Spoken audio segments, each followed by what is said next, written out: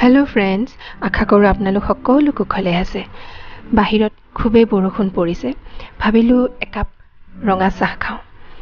আৰু ৰঙা চাহ কাপ খামেই যেতিয়া লগত ভাবিলো মছলা পাপৰো তৈয়াৰ কৰি লওঁ। গতিকে ফ্ৰেণ্ডছ, এয়া আজি আপোনালোকৰ সৈতে মই শ্বেয়াৰ কৰিবলৈ লৈছোঁ মছলা পাপৰৰ এটা সিম্পল কুইক ৰেচিপি। আশা কৰিছোঁ ভিডিঅ'টো শেষলৈকে চাব আৰু শেষত কমেণ্ট যোগে মোক জনাব নাপাহৰিব আজি মোৰ কুইক ৰেচিপিটো কেনেকুৱা লাগিলে। তেনেহ'লে আহক মছলা পাপৰ তৈয়াৰ কৰোঁ। ফ্ৰেণ্ডছসকল, মছলা পাপৰ তৈয়াৰ কৰিবলৈ মইনো কি উপকৰণ ব্যৱহাৰ কৰিছোঁ আহক তাকে চাই লওঁ। এয়া লৈছোঁ মই লিজ্জত পাপৰ। লিজ্জত পাপৰৰ এটা প্লেইন পোৱা যায়। প্লেইনটোত জালুক অলপ কম থাকে। মই যিটোত বেছিকৈ জালুক থাকে সেইটোৱে লৈছোঁ। লগত লৈছোঁ এয়া তিয়ঁহ, একেবাৰে মিহি মিহিকৈ কাটি লৈছোঁ। মাজৰ গুটি থকা অংশখিনি পেলাই দিছোঁ। এয়া এবাটিতকৈ কম হ'ব। এয়া অলপ আছে পুদিনা আৰু এয়া বিলাহী, এয়াও মিহি মিহিকৈ কাটি লৈছোঁ। গুটি থকা অংশখিনি মই লোৱা নাই, কিয়নো গুটি থকা অংশখিনি অকণমান পানী হৈ থাকে, আমাৰ পাপৰখন সেমেকি যাব। আৰু লগত লৈছোঁ ফ্ৰেণ্ডছ এয়া ভুজিয়া, একেবাৰে মিহি মিহিটো লৈছোঁ। কেঁচা জলকীয়া মিহিকৈ কাটি লৈছোঁ। এয়া জালুকৰ গুড়ি। জালুক মই অৱশ্যে কমে ব্যৱহাৰ কৰিম, কিয়নো মোৰ পাপৰটোত অলৰেডি জালুক আছে।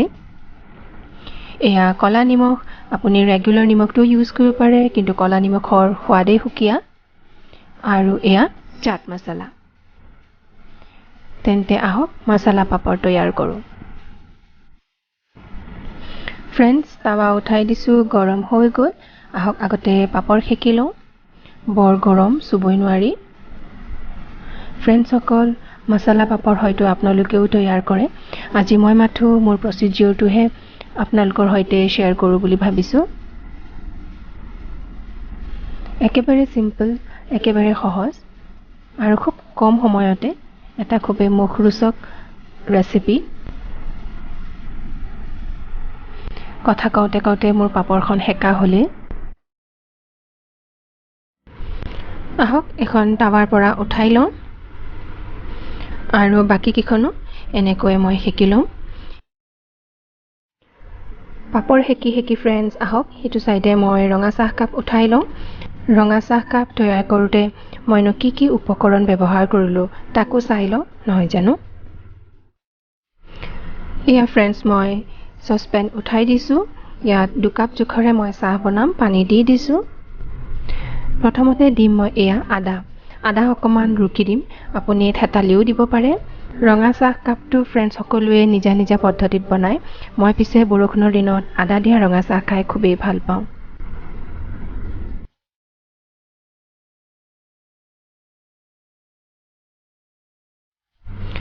তাৰপিছত দিম এয়া এখিলা তেজপাত ফালি দিছোঁ। অকণমান নিমখ দিম আৰু এতিয়া পানীখিনি ভালকৈ উতল আহিবলৈ দিম। আমাৰ পানী উতলিবলৈ লৈছে ফ্ৰেণ্ডছ। আহক অকণমান চাহপাত দি দিওঁ। ৰঙা চাহহে, গতিকে চাহপাত মই একেবাৰে কম দিওঁ। 2 কাপ জোখাৰে প্ৰায় আধা চামুচমানহে দিছোঁ। এইখিনিতে কৈ থওঁ ফ্ৰেণ্ডছ, আজি মই ৰঙা চাহ তৈয়াৰ কৰিম গুড়েৰে সৈতে। এয়া গুড় দিছোঁ মই প্ৰায় ½ স্পুন। 2 কাপ চাহৰ বাবে আৰু আধা চামুচ দিম, মানে প্ৰায় এচামুচ গুড় 2 কাপ চাহৰ বাবে। এনেও চেনিটো কম খোৱাই ভাল, নহয় জানো। এতিয়া এইখিনি ভালকৈ উতলিবলৈ দিম। ফ্ৰেণ্ডছসকল, এয়া চাহ হৈ গ'ল, আহক চেকি লৈছোঁ।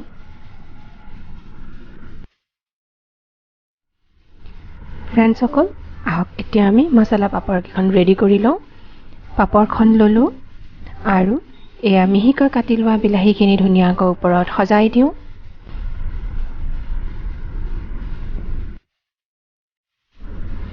তাৰপিছত এয়া মিহিকৈ কাটি লোৱা তিয়ঁহখিনি দি দিলোঁ।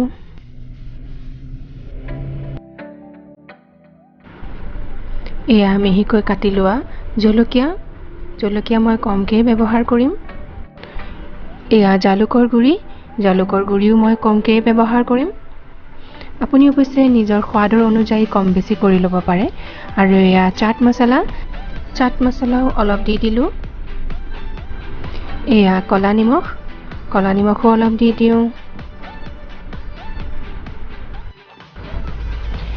এয়া পুদিনাৰ পাতখিনি মিহিকৈ কাটি ল'লোঁ। পদিনা পাতখিনিও দি দিওঁ আপুনি অৱশ্যে পদিনাৰ ঠাইত ধনিয়াও ব্যৱহাৰ কৰিব পাৰে আৰু ফাইনেলি এয়া মিহি ভুজিয়াখিনি এয়াও অকণমান দি দিওঁ চ' ফ্ৰেণ্ডছ আমাৰ মছলা পাপৰ ৰেডি হৈ গ'ল এতিয়া গৰম গৰম চাহৰ লগত ইয়াৰ জুতি ল'ব পাৰে চ' ফ্ৰেণ্ডছ এয়া ৰেডি হ'ল আমাৰ মছলা পাপৰ একেবাৰে সহজ একেবাৰে চিম্পল আৰু খুবেই কম সময়তে তৈয়াৰ কৰিব পাৰি আজি মোৰ ৰেচিপিটো কেনেকুৱা লাগিলে কমেণ্ট যোগে জনাব নাপাহৰিব ভাল লাগিলে এটা লাইক নিশ্চয় দিব তেন্তে আজিলৈ আহোঁ আকৌ লগ পাম এটা নতুন ৰেচিপিৰে সৈতে